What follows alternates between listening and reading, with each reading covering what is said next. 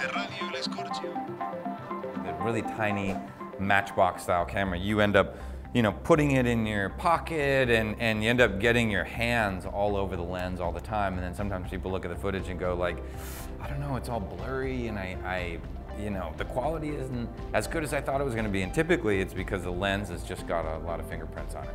So it's kind of a basic 101, but I always just make sure that the lens is clean.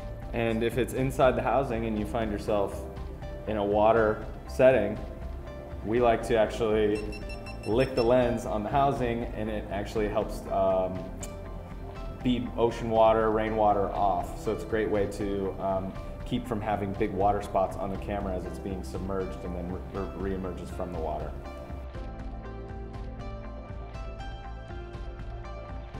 One of the big tips that I would say we have is called the belly button rule. When you have a really wide lens, a lot of times when people are filming, they end up taking the camera with the lens and they point the center of the lens and they point the camera directly at their face. And what happens is, if you have a frame and your face is in the center with a wide lens, half of the frame is taken up here, and then the other half of the frame is all the way up here, so you end up having a lot of headroom. And it ends up being not as great of a composition. So if you just take this, when you're aiming the camera and you're holding it to yourself, if you take it and point the lens, actually the center of it at your belly button, we call it the belly button rule, then it actually fills the whole frame. The top of the frame is usually just above your head, giving you good headroom, and then the bottom of the frame is usually all the way down with your hands and your feet. So you get a much larger filled frame versus a ton of headroom in sky.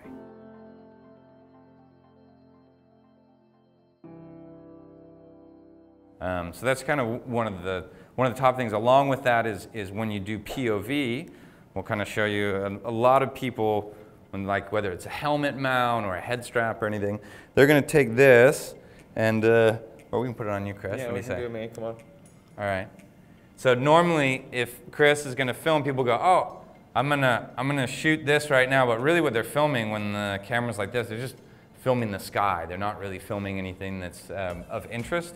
So we similar to the belly button rule, you want to point your frame to about 2 to 3 meters in front of you on the ground. So if Chris reaches up and point the camera about 2 to 3 meters roughly in front of you. So you kind of feel the front of the camera and keep going.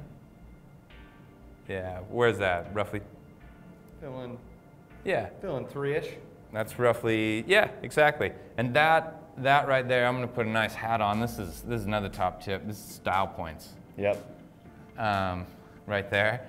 So if you're gonna be pointing about 2 or 3 meters like this, that means the center of the lens is here, the top or the center of the frame is there, the top of the frame is at the horizon, and the bottom of the frame. You're gonna get everything in the shot that you want if you're using your hands, whether it's anything from skiing to maybe it's working on a project, you're on your motorbike, it's handlebars on your bicycle, maybe it's cooking, working with tools, what have you. That is now going to be properly centered in the frame, and you'll have quite a bit more balanced composition. You know, if you're going to film an activity, you know, say Chris is going to go drive his motorcycle through a beautiful, sunny, you know, sunset ride. One of the top tips that we say is what do you normally do before that, right?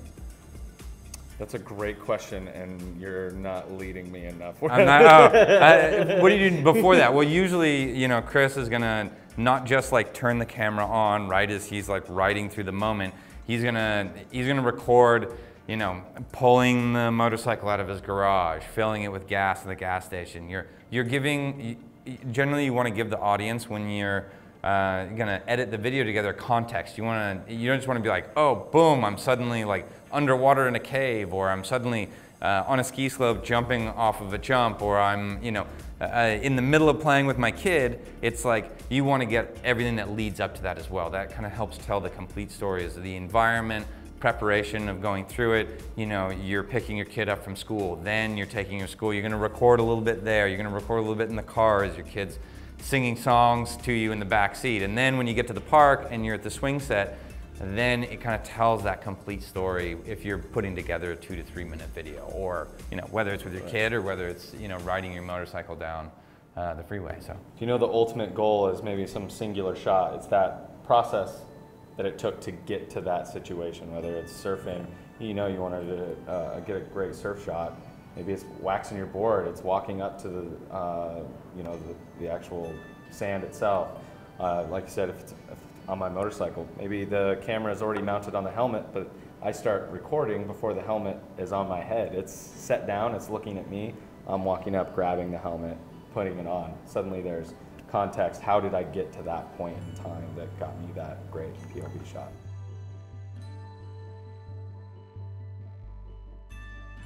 The camera can do everything from 720 to 720 resolution up to 240 frames a second, which is really, really cool. That's super slow motion. It also does one of my favorite modes is 1080p 120, so 120 frames a second at 1080p. And it does this in a narrow field of view.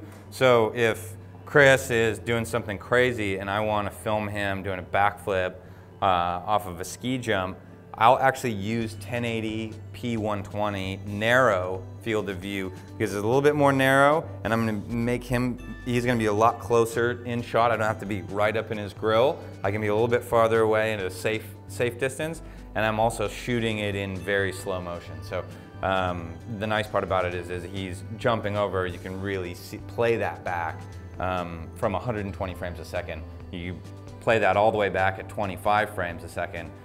From the 120 that you captured, you've got a really nice, super slow motion shot.